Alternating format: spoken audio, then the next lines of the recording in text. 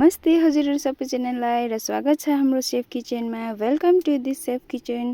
आज चाहिँ म तपाईहरुलाई सुजीको हलवाको रेसिपी शेयर गर्दैछु। हेर्नुस् ल लास्टसम्म। सुजीको हलवा बनाउन चाहिँ एकदम इजी छ। तपाईहरु 5 मिनेटमा बनाउन सक्नुहुन्छ घरमा।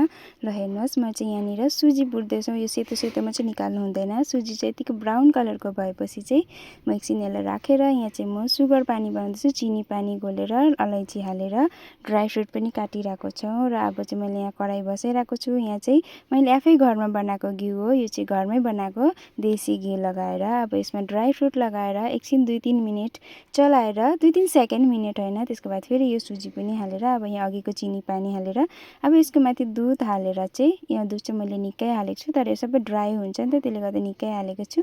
अब एकछिन यसलाई पकाएर यो सबै पानी सुकिसकेपछि मतलब यो दुध सुकिसकेपछि चाहिँ यस्तो भइरहेको छ हाम्रो। र तपाईहरुले अलिक ड्राई खानुहुन्छ भने चाहिँ यतिको ठिकै हुन्छ। र अलिक कसैले चाहिँ ग्रेभी अब अलिकति गिलो मन पराउनुहुन्छ, उहाँले चाहिँ फेरि दुध र घिउ थप्दाखेरि हुन्छ। हामीलाई चाहिँ यतिकै मन पर्छ, त्यही भएर हामीले चाहिँ यतिकै सर्भ गर्दैछु। एकदम यम्मी मिठो हुन्छ हो। तपाईहरु पनि बनाउनुहोस् ल।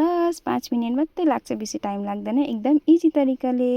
Okay, thank you for watching. Bye by.